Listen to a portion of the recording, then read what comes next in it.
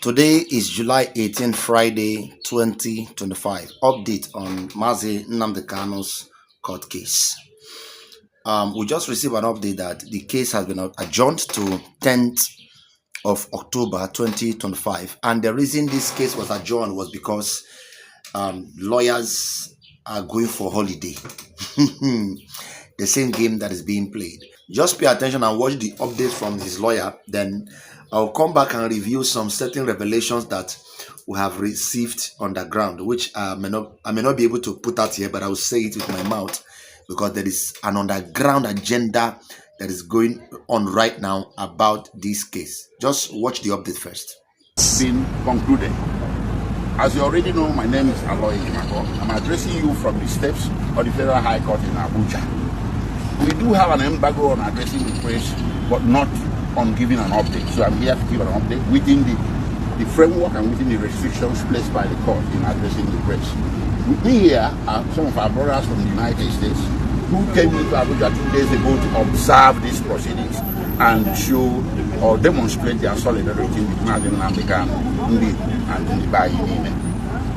On my left here is Dr. Sylvester Onya, who is the president of the Association of American Veterans of Igbo Descent in America. Beside him and behind me is Dr. Chukwemeka, the secretary of AVI for short. And on my left is Dr. Uzo, Eric Uzo. He is a ranking member of AVI, the American Military Veterans of Igbo Descent. They have shown support.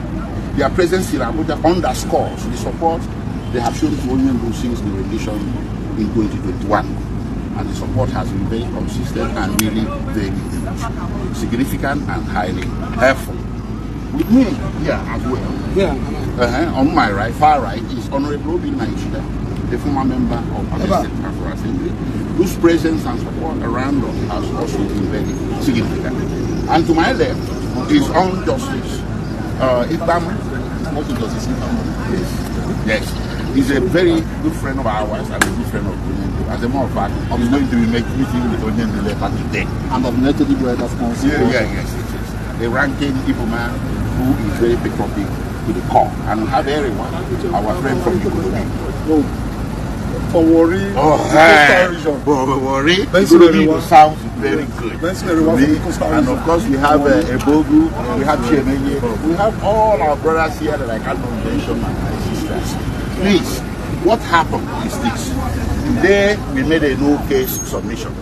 The meaning of no-case submission is that the trial or the case or witnesses and evidence presented by the prosecution since this trial commenced in March this year did not rise to the level of Mazi Nnamdi Kanu stepping into the dock to enter his defense. We did that in writing, and we also supported it with a verbal presentation today. And the government made a counter presentation as well.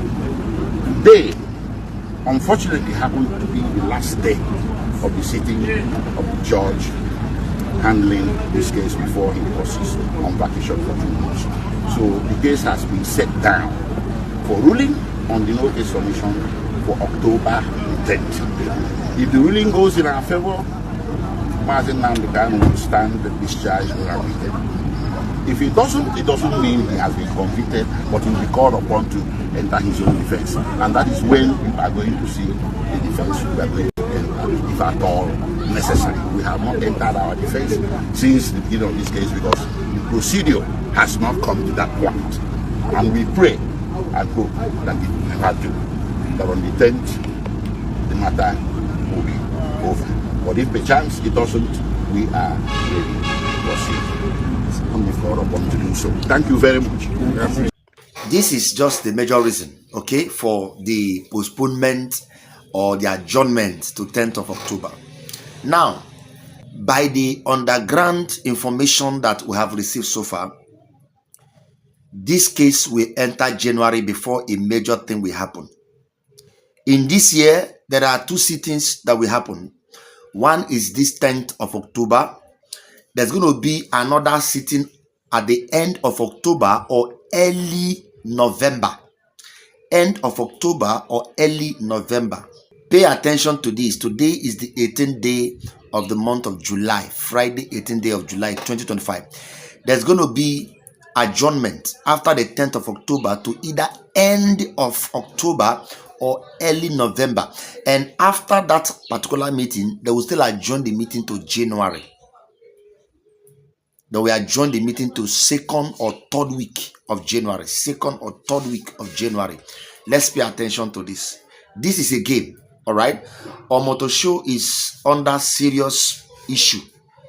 Despite he may have a good mind, but right now he is not doing anything by his own or on his own at all. Because you see this mago that just happened on the issue of the burial of President Muhammadu Buhari, according to them, the thing resonated everything that Nnamdi Kanu said before, and there was a meeting that was held.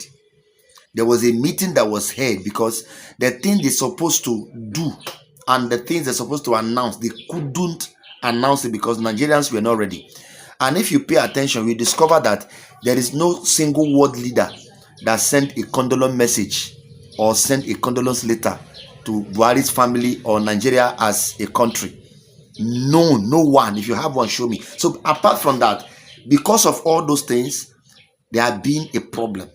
And Omotosho is under fire. Omotosho is under fire. He may not preside this issue to the end of this year.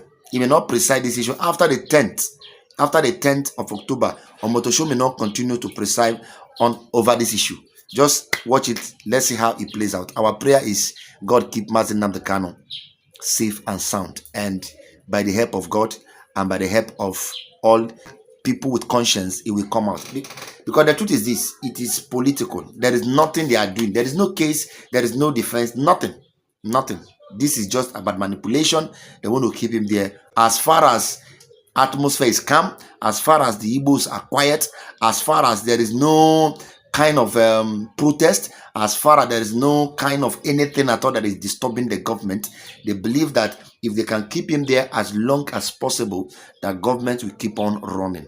The same thing is what they are doing now. We thought that maybe Justice Omotosho will be able to do anything, but he's not on his own. There are people he's answerable to, and this is the people holding Nigeria. Cabals are still existing. Subscribe to this channel and make sure you share this video. It's a revelation, and before the end of this year, we will replay this revelation. Any court considered to try me is committing an act of terrorism. Yes. Very clear. You cannot violate a treaty that Nigeria entered into and then come to try that very person is not done anywhere in the world. So you must be aware of that. So that is why there is all these ridiculous delays. That is what Supreme Court said. I did not jump bail. My home was invaded. They came to kill me and I survived. They came to Kenya to kidnap me, brought me back to this country and seeking to try me, which the law says cannot happen. You cannot violate a treaty that Nigeria entered into and then hope to stand on that illegality to conduct a trial is not done anywhere in the world. And it happened in my case. Nobody has, there's no exception. No exception whatsoever. That's what the law says. Section 12 of the Constitution, what does it say? Any treaty ratified by Nigeria becomes law. It's law. You cannot change it. It doesn't matter what they do. All these shenanigans is just pure rubbish. You never stand. Not with me. I believe in justice and fairness, that's all. Nigeria signed to